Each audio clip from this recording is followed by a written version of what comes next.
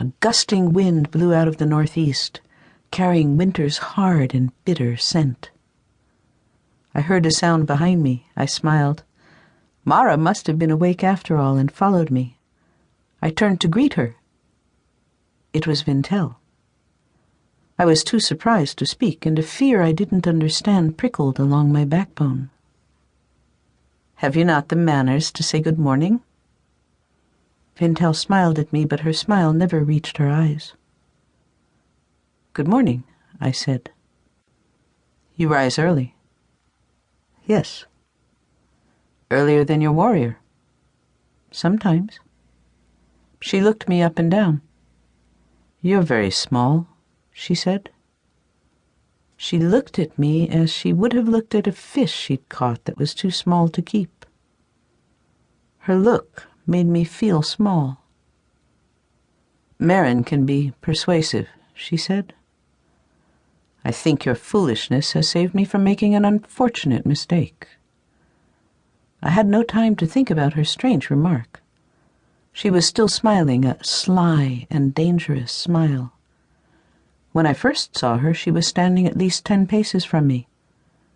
Now she drew closer, her steps slow and deliberate, as a wolf approaches a sheep that it has brought to bay.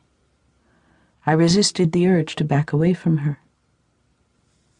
"I see that you're also a thief," she said. What in the world could she be talking about? "I am not a thief." Her eyes went to my belt. "Then how did you come by that brooch of Aramet's?" "It was a gift." "A gift? Who gave you such a costly gift?" "I think that Aramet did not." "No." She waited for me to tell her who had given me the brooch. I said nothing. I didn't want to cause Sparrow any trouble with Vintel, but there was another reason I didn't speak.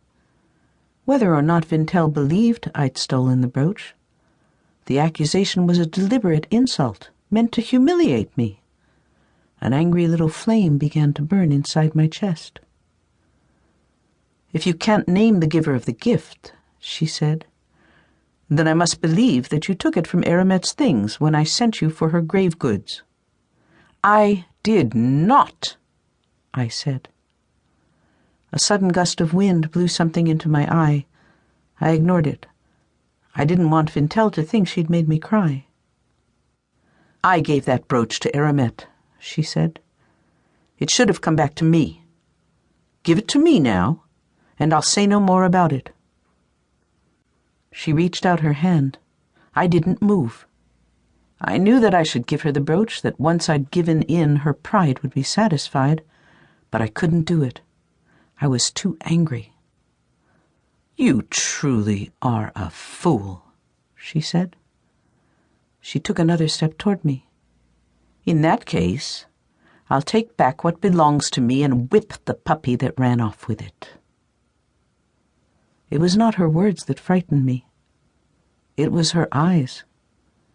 She was so close now that it was no use trying to run away, even if I could trust my legs to carry me. Vintel saw my fear, and she enjoyed it. I braced myself to endure what was about to happen.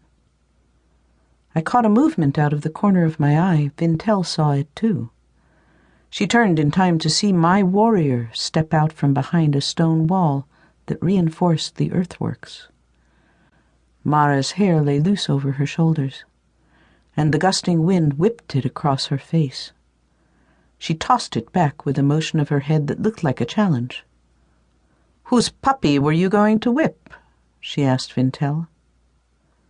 "I believe it's yours. Would you prefer to whip it yourself?" "What has she done?" "She stole a brooch." "I don't think so," said Mara. "How did she come by it, then?" "Perhaps I gave it to her." "So," Vintel said, "you are the thief." Mara smiled. "Will you accuse me before the household, or do you only insult people privately?" Vintel opened her mouth, but she had no answer.